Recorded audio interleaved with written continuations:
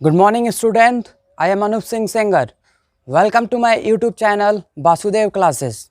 Today I will teach continuous tense. आज हम पढ़ाने वाले हैं continuous tense और इसमें हम लोग पढ़ेंगे present continuous, past continuous और future continuous. हम लोग इसका नाम दिए हैं continuous tense और इसको हम एक साथ पढ़ने वाले हैं present भी, past भी और future भी। तीनों को एक साथ देखेंगे, तीनों का एक ही स्ट्रक्चर होगा और अच्छे से समझ में आएगा। तो पहले देखते हैं कॉन्टिन्यूअस टेंस में कुछ कॉमन चीज़।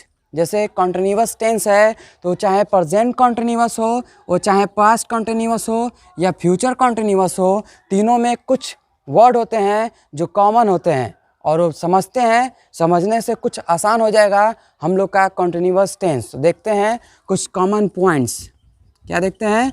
कुछ कॉमन पॉइंट्स पढ़ते हैं। अब देखिए, कॉन्टिन्यूअस टेंस में वो चाहे प्रेजेंट, पास्ट या फ्यूचर हो, सब में वर्ब का आईएनजी फॉर्म लगता है। अगर आप लोग के सामने कॉन्टिन्यूअस टेंस है तो ये 100% श्योर है कि उसमें वर्ब का आईएनजी फॉर्म लगेगा। यहाँ पे ये मैटर नहीं करता है कि वो प्रेजेंट कॉन्टिन्यूअस है, पास्ट कॉन्टिन्यूअस है या फ्यूचर कॉन्टिन्यूअस है, उसमें वर्ब का आईएनजी लगेगा ही लगेगा। ओके, ये पहला पॉइंट हो गया जो आप लोग को हमेशा याद रखना है कॉन्टिन्यूअस टेंस में। दूसरा ये हुआ, अगर पहचानना है कि कौन सा कॉन्टिन्यूअस टेंस है तो चाहे प्रेजेंट कॉन्टिन्यूअस हो, पास्ट कॉन्टिन्यूअस हो या फ्यूचर कॉन्टिन्यूअस हो, हिंदी वाक्य के लास्ट में रहा, रहें, ये सब आएगा। अगर प्रेजेंट कॉन्टिन्यूअस रहेगा तो यहाँ पे बस हैं कर देंगे। क्या कर देंगे? हैं। और यहाँ पे हो जाएगा क्या? रहा, हूँ कर देंगे। क्या कर देंगे? हूँ। ठीक है।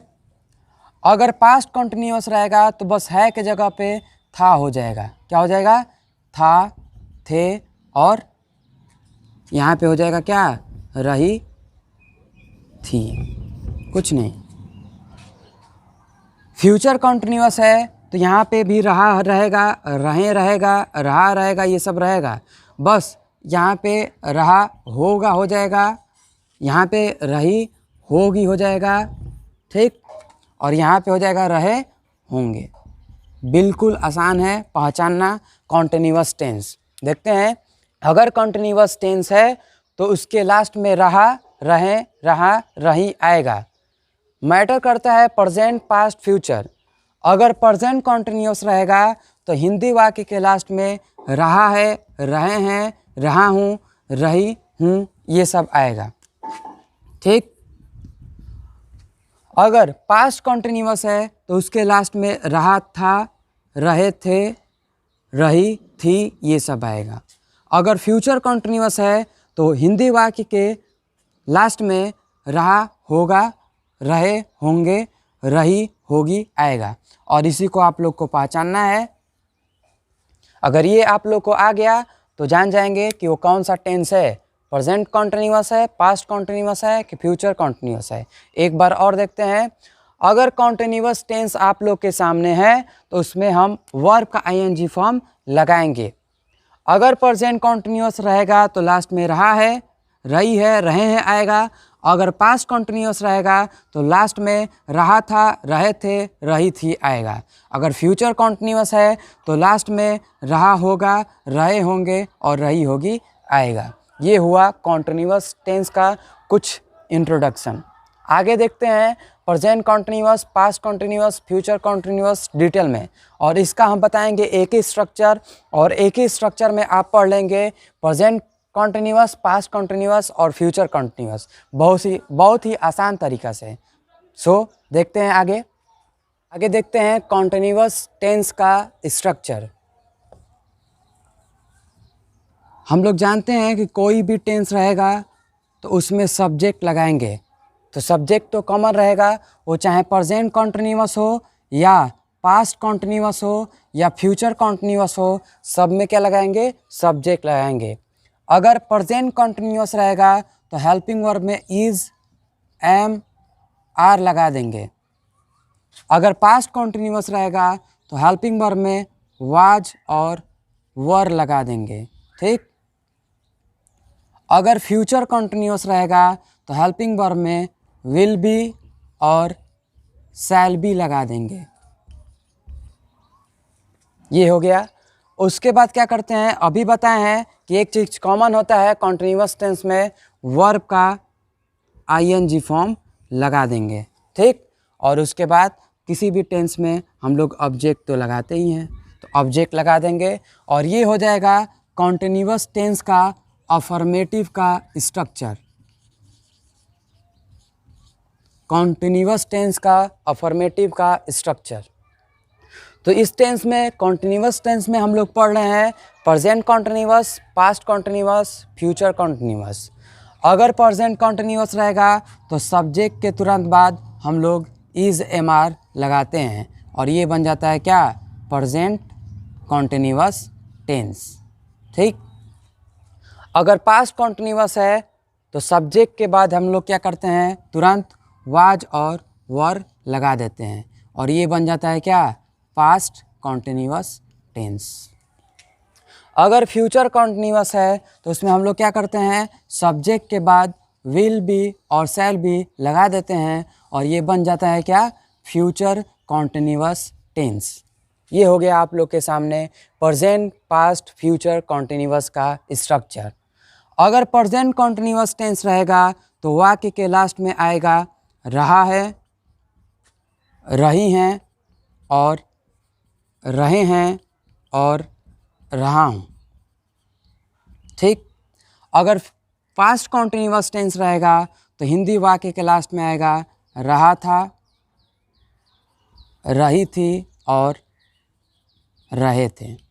अगर फ्यूचर कॉन्टिन्यूअस टेंस रहेगा तो लास्ट में आएगा रहा होगा, रही होगी और रहे होंगे। ये हो गया आप लोग के सामने स्ट्रक्चर। एक बार और देखते हैं, ये है कॉन्टिन्यूअस टेंस और कॉन्टिन्यूअस टेंस में हम लोग पढ़ रहे हैं present continuous, past continuous and future continuous. Present continuous का बात करें तो प्रेजेंट कॉन्टिन्यूअस का स्ट्रक्चर होता है सब्जेक्ट और सब्जेक्ट के बाद इज एम आर लगाते हैं, उसके बाद वर्ब का आईएनजी फॉर्म, उसके बाद ऑब्जेक्ट। और कैसे पहचानेंगे कि ये प्रेजेंट कॉन्टिन्यूअस है, हिंदी वाक्य के लास्ट में आएगा रहा है, रही है, रहे हैं या रहा हूँ। अगर पास्ट कॉन्टिन्यूअस रहेगा तो सब्जेक्ट के बाद वाज वर लगा देंगे, उसके बाद वर्ब का आईएनजी फॉर्म, उसके बाद ऑब्जेक्ट। और इसके हिंदी वाक्य के लास्ट में आता है रहा था, रही थी, रहे थे। अगर फ्यूचर कॉन्टिन्यूअस टेंस रहेगा तो सब्जेक्ट के तुरंत बाद विल बी, शैल बी लगा देते हैं, उसके बाद वर्ब का आईएनजी फॉर्म, उसके बाद ऑब्जेक्ट। और इसके हिंदी वाक्य के लास्ट में आता है रहा होगा, रही होगी, रहे होंगे। ये हो गया स्ट्रक्चर कॉन्टिन्यूअस टेंस का।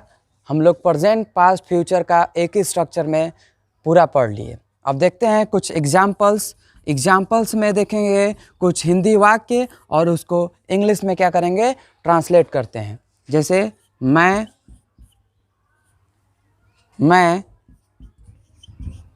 स्कूल जा रहा हूँ।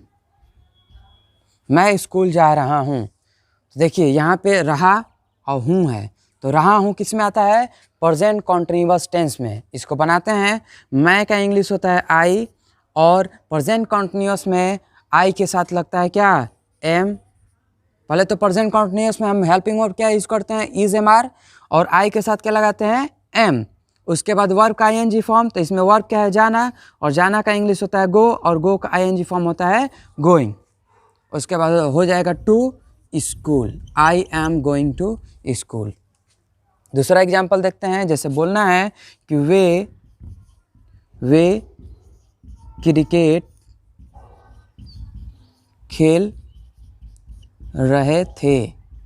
वे क्रिकेट खेल रहे थे, यहाँ पे आ गया रहे थे, तो ये हो गया पास्ट कॉन्टिन्यूअस टेंस। इसको बनाते हैं, वे का इंग्लिश हो जाएगा दे, और पास्ट कॉन्टिन्यूअस में हेल्पिंग वर्ब में वाज वर लगता है और दे के साथ लगता है वर, उसके बाद वर्ब का आईएनजी फॉर्म खेलना का होता है प्लेइंग, और प्लेइंग व्हाट, क्रिकेट।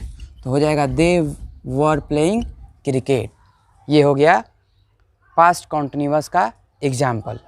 आगे देखते हैं एक और एग्जाम्पल। ये आप लोग के सामने है दूसरा एग्जाम्पल, वह अंग्रेजी पढ़ रहा होगा। तो ये है फ्यूचर कॉन्टिन्यूअस का, क्योंकि यहाँ पे रहा होगा है तो इसका वह का इंग्लिश होता है ही, और फ्यूचर कॉन्टिन्यूअस में हेल्पिंग वर्ब में लगता है विल बी और शैल बी, और ही के साथ लगाते हैं विल बी। तो हो जाएगा ही विल बी। उसके बाद पढ़ना का होता है रीडिंग, और रीडिंग व्हाट, इंग्लिश, अंग्रेजी का इंग्लिश, इंग्लिश। तो हो जाएगा he will be reading English. ये हो गया कॉन्टिन्यूअस टेंस का स्ट्रक्चर, अफर्मेटिव और कुछ एग्जाम्पल्स। Please note down. आगे देखते हैं हम लोग निगेटिव इंट्रोगेटिव। अब देखते हैं कॉन्टिन्यूअस टेंस का अफर्मेटिव, नेगेटिव और इंट्रोगेटिव। तो कॉन्टिन्यूअस टेंस में अफर्मेटिव तो जानते ही हैं, अभी पढ़े हैं डिटेल में। निगेटिव इंट्रोगेटिव का बात करते हैं तो इसमें निगेटिव और इंट्रोगेटिव बिल्कुल ही आसान होता है, जिसको एग्जाम्पल से समझते हैं।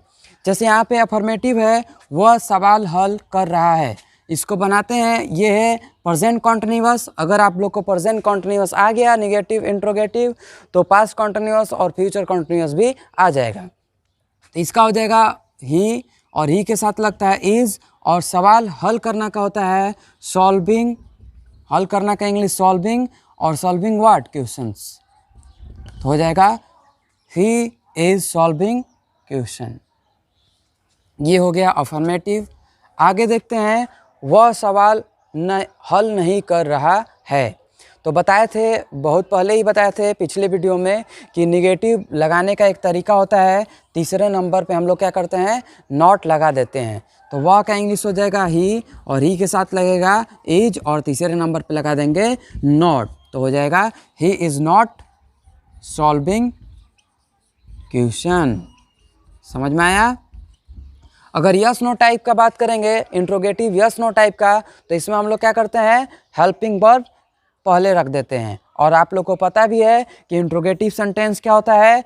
जो interrogative yes no type interrogative क्या होता है, ऐसा इंट्रोगेटिव जो हेल्पिंग वर्ब से स्टार्ट होता हो, उसी को हम क्या बोलते हैं, इंट्रोगेटिव यस नो टाइप। तो इसमें हेल्पिंग वर्ब क्या है, इज। तो इज को क्या करेंगे, पहले कर देंगे कैपिटल में, उसके बाद लिख देंगे सब्जेक्ट। तो हो जाएगा इज ही सॉल्विंग क्वेश्चन। समझ में आया? और यहाँ पे इंट्रोगेशन साइन। ये हो गया यस नो टाइप इंट्रोगेटिव। अब देखते हैं WH टाइप। तो WH टाइप आप लोग जानते हैं क्या होता है, जो WH वर्ड से स्टार्ट हो। तो देखते हैं इसमें WH वर्ड कौन है, वह सवाल हल क्यों कर रहा है। तो यहाँ पे मिल गया WH टाइप वर्ड। क्यों, कब, कैसे, कहाँ, अगर कोई भी हिंदी वाक्य के बीच में आता है, वही होता है WH टाइप वर्ड। तो क्यों का इंग्लिश क्या करते हैं, पहले करते हैं, तो हो जाएगा वाई। उसके बाद हेल्पिंग वर्ब में क्या लगाएंगे, वह का इंग्लिश होता है ही, और ही के साथ लगता है इज प्रेजेंट कॉन्टिन्यूअस में। तो हो जाएगा why is he solving question. अगर कोई भी प्रॉब्लम है तो please comment on this video. ये हो गया कॉन्टिन्यूअस टेंस का negative, interrogative, yes no type, WH type. अगर निगेटिव रहता है कॉन्टिन्यूअस टेंस का, तो तीसरे नंबर पे हम लोग नॉट लगा देते हैं। अगर प्रेजेंट कॉन्टिन्यूअस है तो इज एम आर के बाद नॉट लगाएंगे। अगर पास्ट कॉन्टिन्यूअस है तो वाज वर के बाद नॉट लगा देंगे। और फ्यूचर कॉन्टिन्यूअस है तो विल और शैल के बाद नॉट लगाते हैं, उसके बाद बी। जैसे वह स्कूल नहीं जा रहा होगा, तो हो जाएगा he will not be going to school. मैं अंग्रेजी पढ़ा रहा हूँ, तो आई एम टीचिंग इंग्लिश। मैं अंग्रेजी नहीं पढ़ा रहा हूँ, तो I am not teaching English. Okay. अगर बोलना है कि क्या वह स्कूल जा रहा होगा, तो हो जाएगा will he be going to school. Will he be going to school.